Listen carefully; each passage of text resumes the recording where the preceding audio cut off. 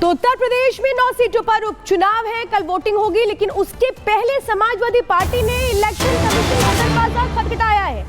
Election commission को चिट्ठी लिखी गई है समाजवादी पार्टी की ओर से और उस चिट्ठी में साफ तौर पे ये मांग की गई है उपचुनाव में जब वोटिंग होगी तो उस समय बुर्का उठा करके चेकिंग ना की जाए, पुलिस आईडी कार्ड की जांच ना करे, वोटिंग के दिन बुर्का हटाकर ना हो चेकिंग, ये मांग की जा रही है। जो इलेक्शन कमीशन को चिट्ठी लिखी है समाजवादी पार्टी ने, वो चिट्ठी की कॉपी भी हम आपको दिखा रहे हैं, जिसमें ये मांग की गई है कि चेकिंग को लेकर क्या जो बुर्का पहन करके आए महिलाएं, उनकी चेकिंग को लेकर के यहां मांग की गई है कि उनका बुर्का हटा करके चेकिंग ना की जाए। साथ ही ये कहा जा रहा है कि जो पुलिस है वो किसी भी आईडी कार्ड की जांच नहीं करे।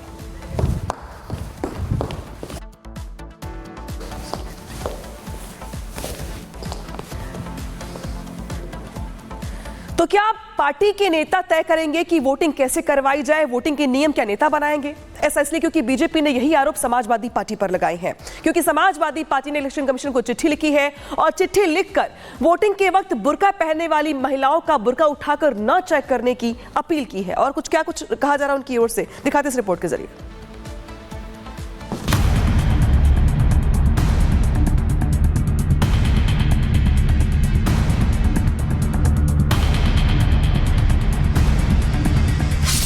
बूथ पर जांच, क्यों ऐतराज? वोटिंग से भयभीत महिला या सपा? बुर्का बहाना तुष्टीकरण निशाना? योगी से टक्कर, क्या हार का डर? उत्तर प्रदेश में उपचुनाव के लिए कल वोटिंग है, लेकिन मतदान से पहले मोदी और योगी विरोधियों को हार का डर सताने लगा है। लिहाजा वोट के लिए नए नए हथकंडे अपनाए जा रहे हैं, चाहे उसके लिए तुष्टीकरण की राजनीति ही क्यों न करनी पड़े। ये चिट्ठी समाजवादी पार्टी के सर्वे सर्वा अखिलेश यादव ने चुनाव आयोग को लिखी है। वोटिंग से ठीक एक दिन पहले चुनाव आयोग को लिखे इस चिट्ठी में एसपी ने कई मांगे रखी हैं, जिसमें 2 मांग सीधे तौर पर वोट के लिए तुष्टीकरण की राजनीति की तरफ इशारा करता है।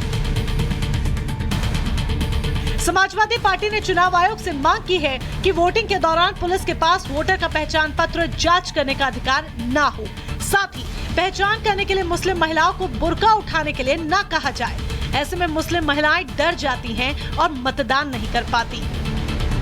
समाजवादी पार्टी चाहती कि निष्पक्ष चुनाव हो, किसी भी मतदाताओं को डराया ना जाए, उनकी पहचान के नाम पे उनको उत्पीड़न ना किया जाए। समाजवादी पार्टी ने इस संदर्भ में चुनाव आयोग को अवगत कराए हैं, उनसे शिकायत की है और समाजवादी पार्टी को भरोसा है कि ये चुनाव निष्पक्ष होगा। बुर्के में किसी का वोट कराना ये निश्चित तौर पर गैर कानूनी है। मतदाता पहचान पत्र से पहचान होना आवश्यक है, अपरिहार्य है। ये निर्वाचन की पवित्रता के लिए, पारदर्शिता के लिए भी आवश्यक है। लेकिन समाजवादी पार्टी जानबूझ करके पोलिंग पार्टीज पर कैसे दबाव बनाया जा सके, कैसे निर्वाचन से जुड़े हुए कर्मियों पर एक अनावश्यक दबाव बनाया जा सके, उसके लिए डिमांड कर रही है। सपा के इस चिट्ठी को लेकर बीजेपी का आरोप है कि यूपी में उपचुनावों की वोटिंग को अब कुछ ही घंटे शेष रह गए हैं। जमीनी प्रचार का दौर खत्म हो चुका है, तो जुबानी जंग के बाद नेताजी अब वोटिंग के नियम बनाने में लग गए हैं। वोटर आईडी चेक करना तो लॉ एंड ऑर्डर में सब अधिकार है, और अगर कोई इससे बचने की कोशिश कर रहा है तो उसकी ज़्यादा चेकिंग होनी चाहिए। और वोट करते समय आपका फोटो का क्या मतलब जब आपका चेहरे से मिलान नहीं होगा।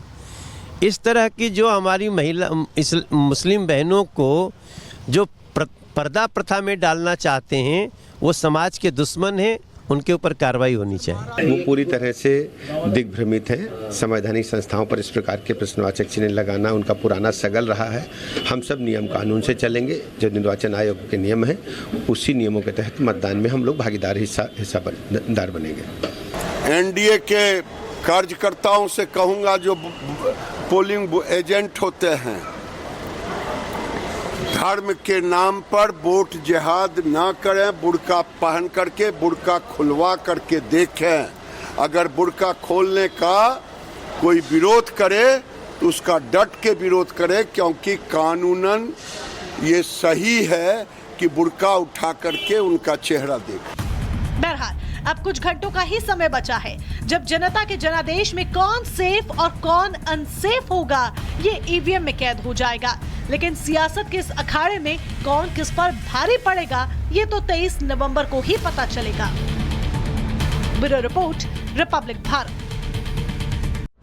और इसी खबर पर जानकारी देने के लिए हमारे संवाददाता राघवेंद्र हमारे साथ जुड़ गए लखनऊ से। राघवेंद्र, कल ही वोटिंग होनी है, एक ही दिन बचा हुआ है और उससे पहले यहाँ पर ये चिट्ठी लिखी जाती है समाजवादी पार्टी की तरफ से और सीधे सीधे जिस तरीके से यहाँ पर मांग उठाई गई है, बुर्का पहनी जो महिलाएं पहुंचेगी उनकी बुर्का हटाकर जांच ना हो, ये कैसी मांग है? क्या इसी के बाद ये सवाल बनता है कि बुर्का तो बहाना है, तुष्टीकरण यहाँ पर निशाना है?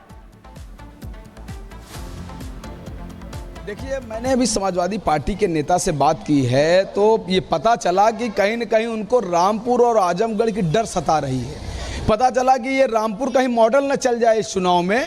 लेकिन अगर आप निष्पक्ष चुनाव की बात करते हैं और किसी भी जो वोटर है उसकी अगर चेकिंग होती है कि वैध वोटर है कि नहीं है, तो इसमें हमें नहीं लगता कोई बुरा मानने वाली बात है, क्योंकि हर दल की पहली प्राथमिकता होती है कि निष्पक्ष चुनाव हो और गलत वोटिंग ना हो।